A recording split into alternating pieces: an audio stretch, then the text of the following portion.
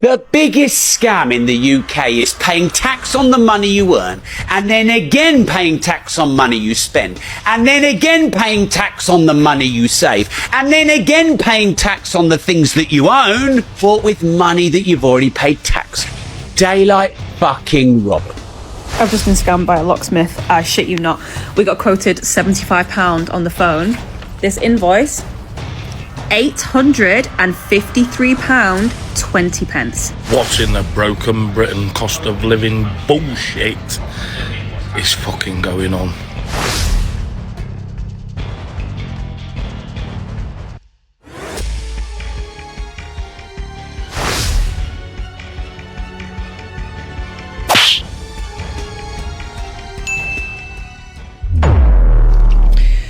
So I am just looking for someone to kindly gift me 1,000, I think, £450. Basically what has happened is I didn't pay parking tickets in 2022. I think it was like maybe 4 or 5 parking tickets because I thought the company was fake, because the council used to give parking tickets on my road, and then this company started giving me parking tickets, but it was like in the middle of the night, like 4 a.m. So I thought, oh, this seems dodgy, like it must be fake. So I didn't pay them.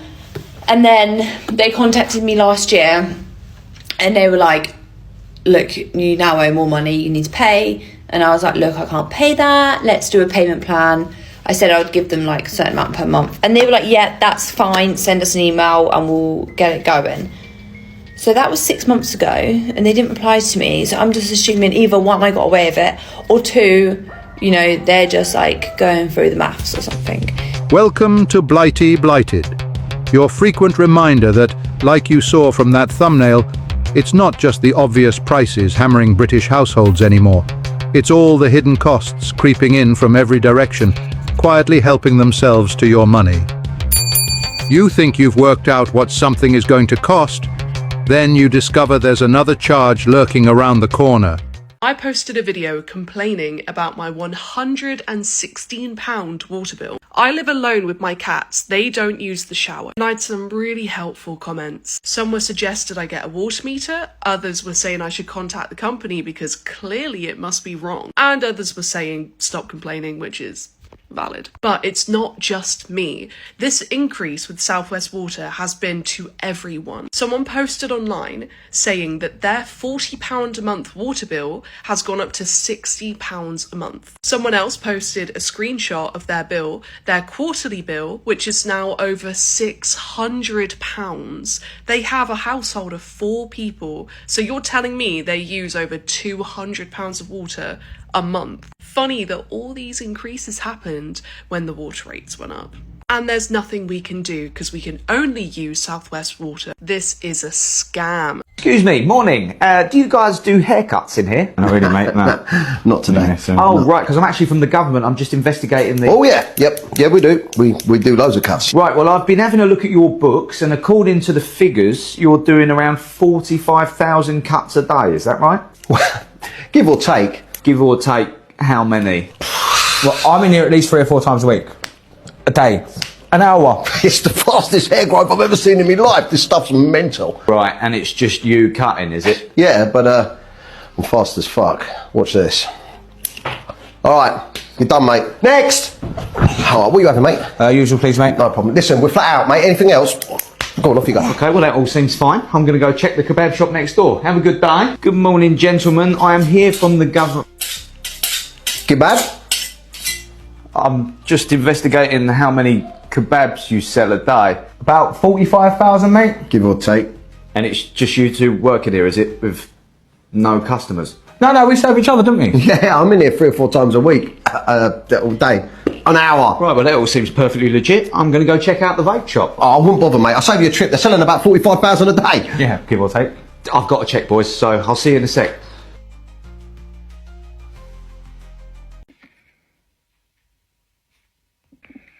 Everyone's talking about rent, everyone's talking about energy bills. I talk about all of that because it's just so high at the moment. But The stuff that really gets us is just the little bits that drain us, okay? So you've got the hidden costs, you've got the school trip, you've got a birthday party that you completely forgot about. The MOT suddenly fails, flat tyre, prescriptions, dentist appointment, haircuts, parking fines. It's £10 here, £20 there, £30 there. It's never one big dramatic expense, although we are all worried that it could be one time. It's just the constant little hits, and they just drain us all the time. We're working full time, but we're never getting ahead. On top of the cost of living, on top of the fact that wages aren't rising, it's not laziness, it's not bad budgeting. It's survival in 2026. We're not poor yet, but we're all tired. I'm going to show you some of what I've just bought. You ain't never going to guess the cost of it, because I don't think you'll... I just don't even know what to say. Here we go. I'm going to turn the camera around. I want you guys to have a look. Put in the comments what you think it is. And then later on tonight, I'm going to reveal.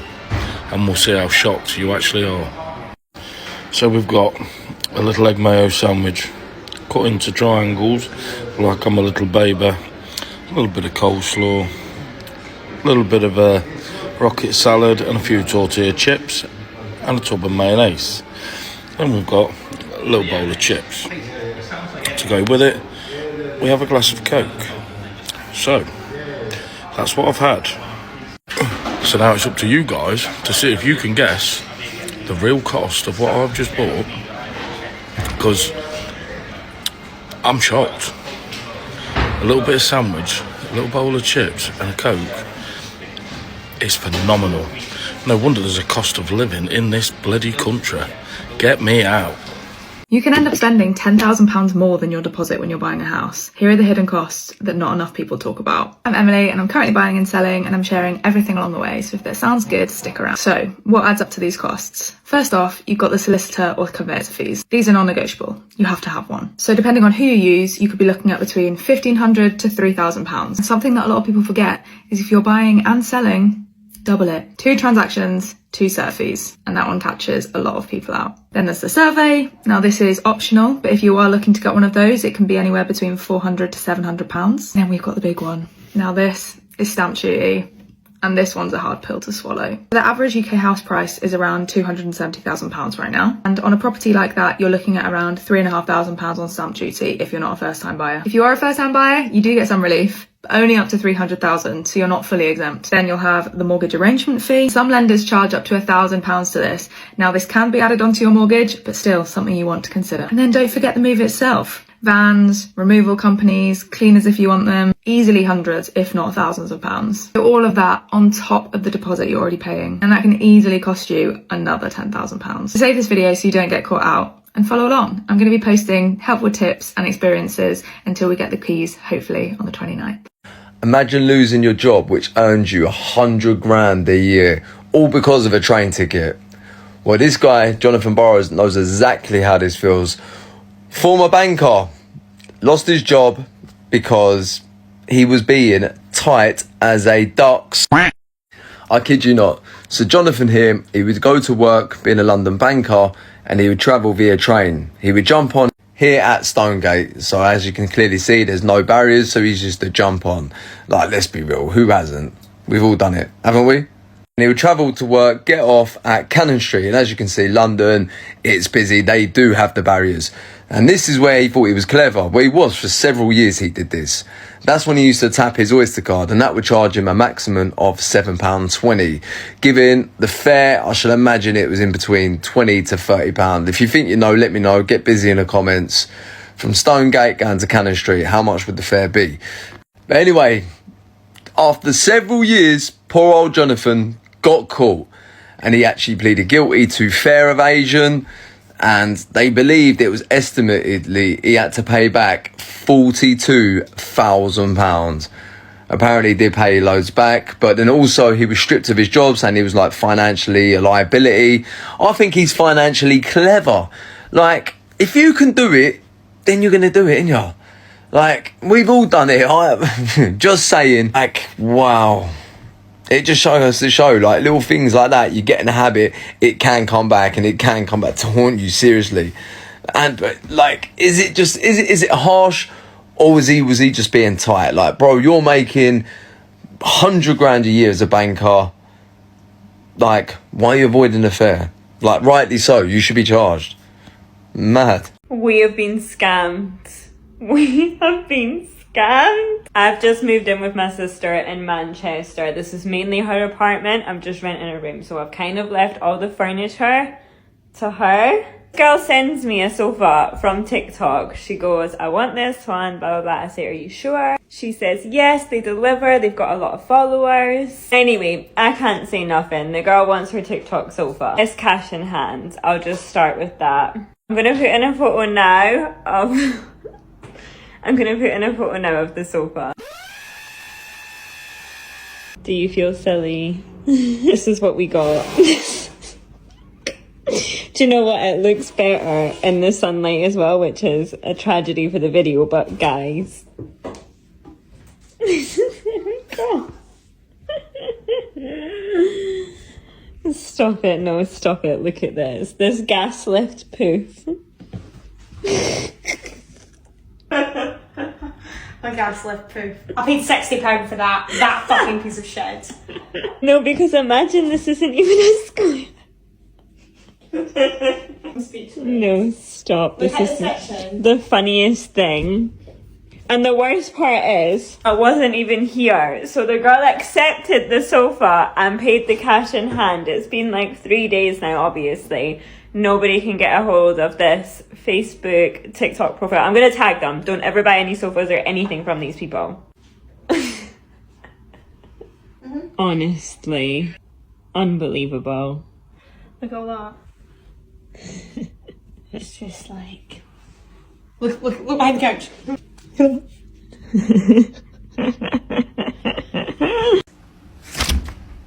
What? So what happened is me and Alex, my partner, we went out without our keys. We both just forgot our keys. All we needed was just like a basic lock opening, which we probably could have done with a hair grip, but we're like, no, let's just get an emergency locksmith. It's Easter Sunday today, so our estate agent isn't open, which we could have gone to get the spare key because they've got a spare key. So I called the first one we saw. They said £75 for them to come and unlock it, which we were like, oh, it's a bit steep for someone to come and open a door, but like, fine, okay, whatever, we'll pay it. And instead, we've been charged £199 for them to drill through the lock, £99 for them to be called out, £165 for a new latch, which we didn't need a new latch at all, £199 for a new lock with 3 keys, and £49 for the labour, plus VAT. You're joking, right? And like, they didn't tell us about the prices any step of the way. He didn't attempt to open it without drilling. He just said to Alex, I'm going to have to drill through this. And Alex was like, okay, like fine, if that's how you have to open the door. Because bear in mind, we had the dog also, and the dog is a nervous baby. So we were like, let's just get in the flat as quickly as possible. We don't need to stress her out. So he drilled through the lock and was like, do you want a new lock? Of which Alex was like, well, yes, because you drilled through our lock, or we need a lock on our door. And then he replaced the latch without asking. He was like, and I've replaced the latch because it was old. Which, by the way, it was fine. And then the call-out fee they didn't tell us about. And they, the guy didn't consult Alex about the price at all. Literally just kind of gave him the bill at the end and was like, and that's £853.20, of which, when there is someone in your home asking for money, it's kind of hard to say no, right? If someone has stood there being like, give me the money, you're not gonna say no and like fight. So Alex paid it and then texted me and I was like, what? And then only now have I realised that it's like a big thing at the moment, that there's like loads of locksmiths out there scamming people. And literally, how can it go from £75 to £853? Like, I would be happy, even because it's Easter Sunday, to add to pay that £99 call out fee. So it'd be like £75 for the door opening, £99 for the call out fee. So how is that £853? I'm actually furious. No, yeah. If you're filming, you need to let me know that you're filming. Okay, I'm filming you. Yeah, okay. Yeah, no okay. problem. So we're here at GK Motors, yeah? That's right. You've took a deposit off my friend here of That's $250, right. yeah? Yeah, that's right. And you're saying you can't give me back the deposit. That's right. Can you let me know why, please? Because you've committed to buy the car, you've come down here and how have we committed to buy the car? Because you're committing to buy the car. How? What do you mean? I don't. What are you talking about? This is to hold the Yo, car. Matty. Hold the car until I You've come inquired and on view a the car. You've inquired on a car. Said that you want to buy our car. Yeah. No, how are we gonna buy it? We need to test drive it. What are you talking about? What are you talking about, bro? You said you want to buy it subject to doing a test drive. Yo, this is mad. I need to see it first, and you lot kept saying, "No, tick the thing online." Yeah, that's and right. I said to you, "No, I need to." They told me I need to view it first, make sure I'm happy with the car. Yeah, and I said no problem. Don't bother then. Yeah. So now she's not happy with it. She's not happy with it. Not happy with. What do you mean? So should we test to drive the car and then she can tell you she's not happy? I don't get it. Like, No, what? because the car is as described. No, what do you mean? Get a deposit back. You It's know, not as you know the described. finance company have told her before we can purchase this car, she has to test drive it. Correct. So can we go test drive it so she can tell you she don't want the car, so you can give her back her deposit? That's fine. You've already told me you don't want the car. That's Yeah. So fine. how come you're taking her deposit now? Because you've committed to buy the car. How do you? Okay, can you explain to me? If you Can you explain to the car me? was battered. Can you explain to me? Went, look, it's not as described. That's not the car in the Jamie, pictures.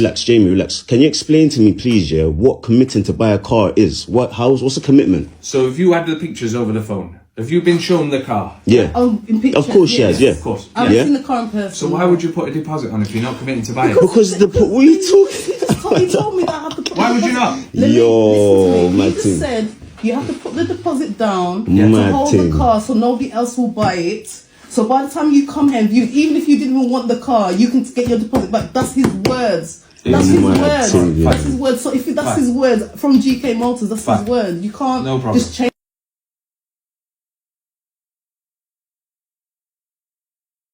Well, it looks like I've become victim of another parking scam in the UK. I stayed in a hotel overnight there. That charges £5 for parking. They use ANPR to check if you've paid. I paid my £5, got the receipt, all good.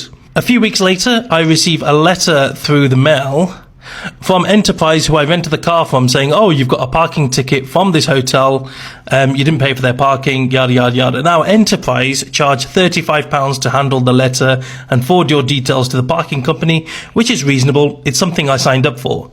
I then contacted the parking company, said, look, this ticket is not right. Here's my invoice receipt from the parking. I clearly paid and parked. They're like, oh, yep, that's our mistake. We will cancel the ticket, no problem. Now, my question is, what about the £35 that Enterprise charged me? They're well within their right to charge this amount, but why should I have to pay £35 for their negligence? So anyway, I've sent them a letter. I sent that about a week and a half ago, asking them, can I have the £35? This is, look, you made a mistake, your negligence. It's not a heads I win, tails you lose situation where you can just send out letters to anyone and hope somebody pays. I think you've got to take responsibility for what you did.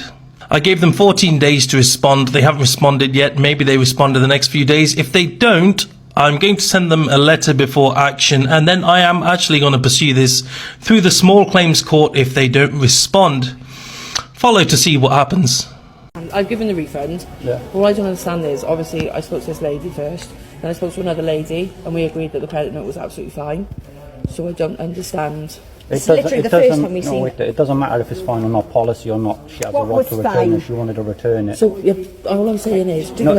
Yeah, we just want a refund, and then basically she come in for a refund. She was like fobbed off because she's old. No, she wasn't. Because I think whatever, either way, she was refused a refund. She was given a credit note. She doesn't want a credit note. She wants a refund. I spoke to somebody on the phone on her behalf, and I explained about the credit note and that. And I was told that was absolutely explaining fine. it and stuff is irrelevant. I know, but I didn't like the way that you spoke to me on the phone either. I've got it all recorded. So have I, because I've given it to my area manager. It's fine. But that's Can we just fine. issue a refund, please? Yeah, that's fine, but there is... Thank you. She's Just not please deal with the anymore, refund. yeah. No, I won't. That's fine, we won't be coming back. It's fine. That's not for myself, and I can't be... I'm not... That's fine, because you do We realise... don't deal with scamming people like But you do realise we're all volunteers here, none of us get paid. I don't care. It doesn't matter. You can't scam people. Like, We're it not doesn't matter. scamming because I was trying to give an extra credit. Okay. We didn't want a credit And note. this We is wanted a what refund. Just refund, please. You're panicking right now and you're stressing out. Just give her the refund so we can leave, please. That's all we wish for. And I will know as soon as my tail goes. That's all we came for. We don't want to discuss things any further. You're awful to deal with. You really are. It's alright, we'll see. We'll see how awful I really am. So that's a threat, that is. And No, that's on camera. it's no threat. That was a threat. It's no threat. Yes, it was. It's no threat. It's no threat. It was. I don't have to give a refund because you just threatened me. It's not a threat. It's not a threat. Do you ever see profiles, videos like this, telling you can make money fast? from these banks and stuff like that, the false indemnity claims. So what these people do, they'll contact you and they'll ask you for your details and they want to log into your bank account. Some people do give them details, and what they do, they contact the bank on the app via the live chat and they put false indemnity claims in against direct debits. So you get all them direct debits back, but you don't, because as the bank send the money back, because it's an indemnity claim, these people who have got access then transfer it out of that your account into one of theirs, or they ask you to transfer it into one of theirs and then they'll send it back. But these false indemnity claims, once they do them, all your direct debits are cancelled. So car finance, rent, mortgage, all that, they all get cancelled and you can't reset them up because of an indemnity claim. So there is a guy you see a lot on TikTok, big thick gold chain, tattoos, all that. Yeah, puts logos of banks and everything else. Don't do it. Your bank will get frozen, you'll get investigated for fraud, and the banks won't help you because they've used your details, they've accessed your bank account via your app as if it was you. So the banks can't do anything. Big scam. Get ready with me for bed while I tell you how me and my friends nearly just got scammed £990 to cancel a holiday. So let's run it back a bit. In about, I think it was January time, we decided that we wanted to, go on a girls' holiday, but we didn't want to go somewhere hot because we're going to do that next year. We wanted to go to Paris, just for a few days, nothing big, literally just to do tourist things. And because only one of us will be 18, at the time we go in October, we decided to go to a hostel. But it's not a really awful hostel. It's really, really nice. We looked into reviews and everything and it's literally so nice. So I think the hostel was about £130 something each, but we decided that we will go on booking.com and buy it all in one, so the whole hostel and the flights all at the same time. And it all was going really well. It was good, but it was 5 of us that's going. There's 5 of us. It was all really good. It was just, yeah. Everything seems really good and legit. And this wasn't a last minute thing. We booked this, we looked into it so much before booking it. Anyway, we booked it and we got this payment plan and it said we needed to pay £50 deposit, so we did. So we booked it, everything was alright until the next day. So I was checking my emails the next day and I saw that the airport we fly into is not the same as the airport we fly out of, and it's actually an airport out of Paris. So obviously I was trying to think of ways of how I'd get out to this airport, because obviously I'm British, I don't know the transport in Paris or anything like that. And for a while we decided we were just gonna wait until a little bit closer to the time and get a flight from the airport that we land in, until me and my mum were looking and it was just not worth it. All the flights were in the morning, so we'd be there for a day and it was just honestly not worth it. So we decided we'd cancel it. And this website is called lastminute.com, even though we booked it on booking.com, so I don't know how that works. So it turns out we couldn't cancel it on the website or anything. We had to ring them up, and I was, what? So me and my mum rang them today, and it took us about 5 tries to get them to answer. So when they answered, we told them we were going to cancel it and all this stuff. And the mum was like, I'm going to go check and see if you have to pay a cancellation fee, which I thought would be £20. So we went on hold again for another 20 minutes.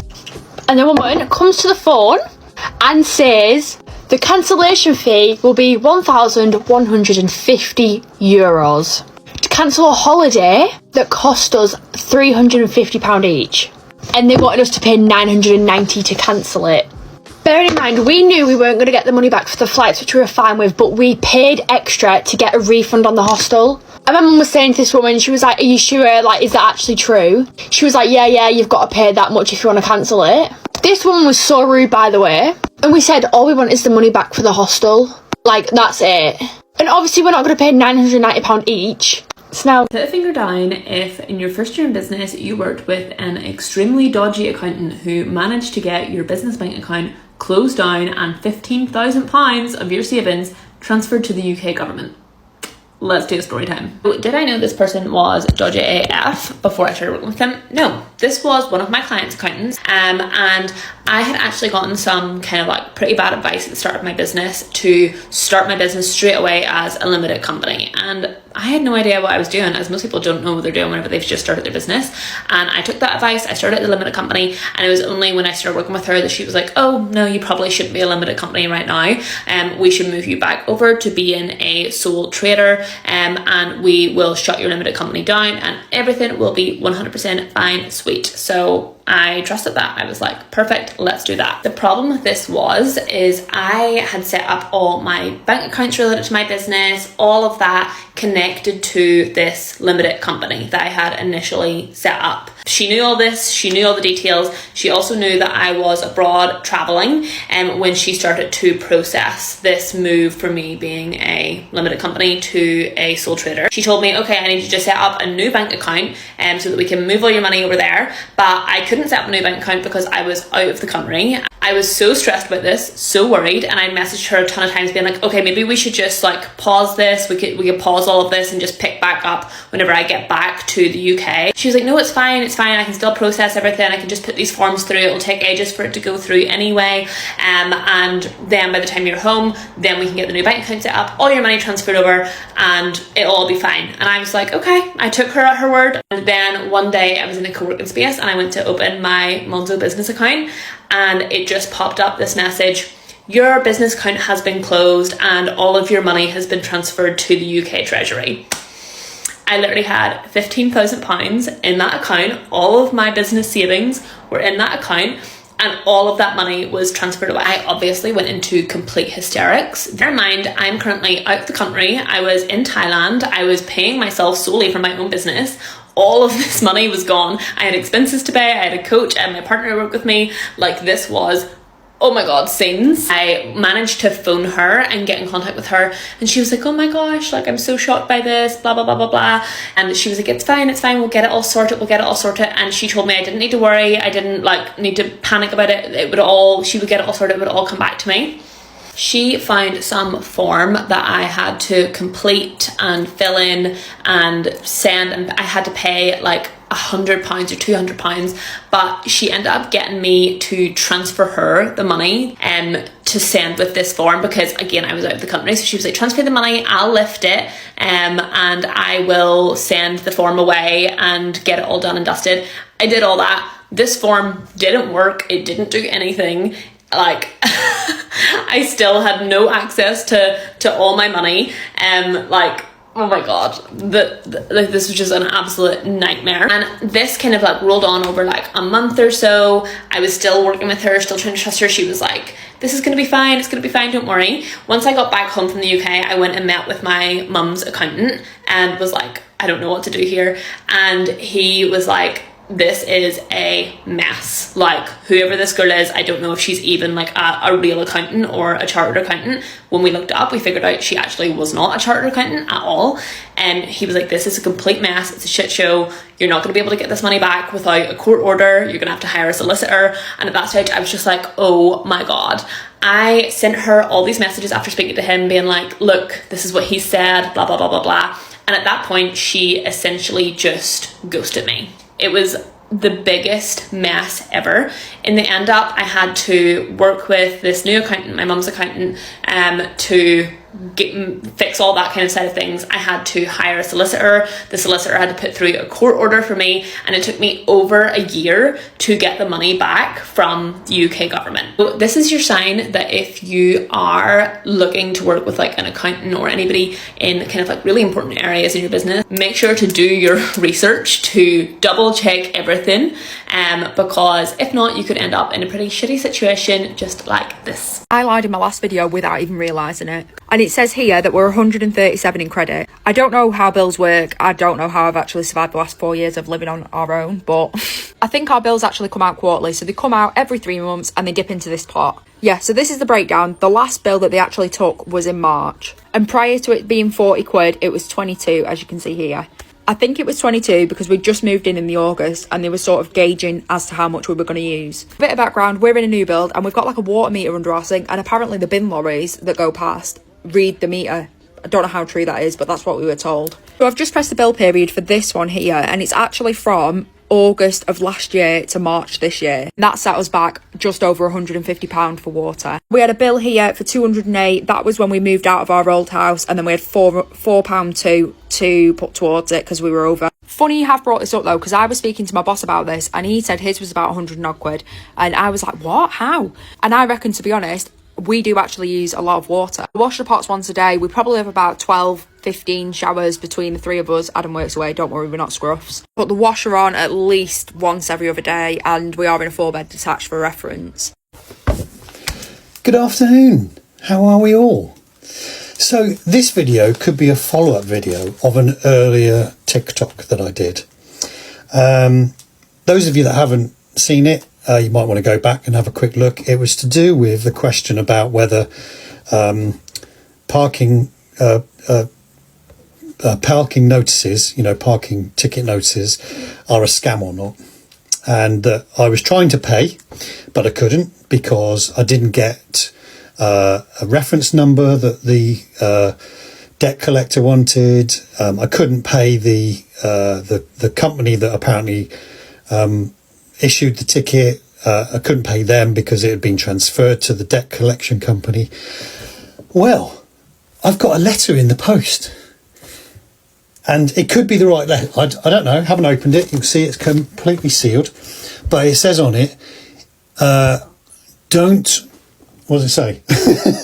I can't read it in the video because it's back to front, but it basically says, don't ignore, it could cost you more. So I'm thinking, well, what the hell? I know what it could be. So I'm going to open it with you and see what it is. So I think this might be the letter 6 weeks after the letter that I had from the company that issued the ticket saying, you need to pay it now, otherwise you're going to be in a lot of trouble. So I think this could be this. So I'm going to open it and have a look. So what I'm anticipating to find is a letter from a debt recovery company. Let's have a look. Well, look at that. It is indeed. So there we are. There it is. It's from Debt Recovery Plus. It's got my registration number on it. So yes, it is indeed to do with parking fees, administration charges, booking fees, delivery costs, convenience charges, insurance increases, late payment penalties, and all the other little extras that somehow appear once you've already committed to spending the money. You can almost hear the cash register laughing. The advertised price is merely the opening offer. Welcome to the final bill. Parking is a perfect example. You pull into town for half an hour, pay the parking charge and think you've dealt with it. Then perhaps you make a tiny mistake with the payment, stay 5 minutes too long or misunderstand some complicated sign, and suddenly there's a penalty notice sitting on the windscreen. And that can turn a simple trip into a very expensive afternoon. It's not necessarily the size of one individual charge that gets people. It's the sheer number of them. You pay to park. You pay to cross the road in certain places. You pay extra for delivery. You pay more for convenience. You pay more if you forget something. You pay more if you want to cancel something. And sometimes you apparently need a small degree in accounting just to understand what you're actually being charged for. It feels as though Britain has developed a national hobby of finding new ways to separate you from your wallet. And this is where my boxing analogy comes in. Ordinary people are getting slapped around financially from every direction. The supermarkets throw one punch. The energy companies throw another. The insurers step into the ring. The councils have a go with parking charges and penalties. Then another company comes along with an administration fee when you're already on the ropes. By the time they've finished, we're flat on the canvas, out for the count, with our wallets waving the white flag. And the irritating thing is that many of these costs are so small individually that you barely notice them. £5 here, £10 there, a £20 charge somewhere else. But add them together over 12 months and suddenly you're looking at hundreds of pounds that have simply disappeared. That's the hidden cost. It's death by 1,000 little charges. People are becoming increasingly careful because they have to be. They read the small print, check the parking signs, compare prices and look for cheaper alternatives. But even then, you can still get caught out, and when household budgets are already stretched, these unexpected costs can cause real problems. For someone with plenty of money, an unexpected £50 charge might be annoying. For someone living close to the edge, that same £50 could mean less food shopping, less petrol, or another bill being pushed into next month. That's why I think businesses and councils should remember something very simple. People aren't walking around with unlimited money. They're ordinary human beings trying to get through the month. And when every little extra charge is piled on top of everything else, eventually people start feeling as though they're being punished simply for trying to live their lives. First, they take a little, then they take a little more. And before you know it, you're lying on the financial canvas wondering which bloody punch knocked you out. Britain doesn't need to make everything free. That's obviously unrealistic. But people do deserve transparency. Tell us what something actually costs. Don't hide the important bit in tiny print. Don't make the final price dramatically different from the one that attracted us in the first place. And perhaps most importantly, don't treat ordinary people as walking wallets, because the wallet eventually runs dry, and when it does, there's nothing left to charge. Cheerio. And remember, keep your eyes open for those hidden costs. In modern Britain, you don't always see the punch coming, but you'll certainly notice it when you're out for the count.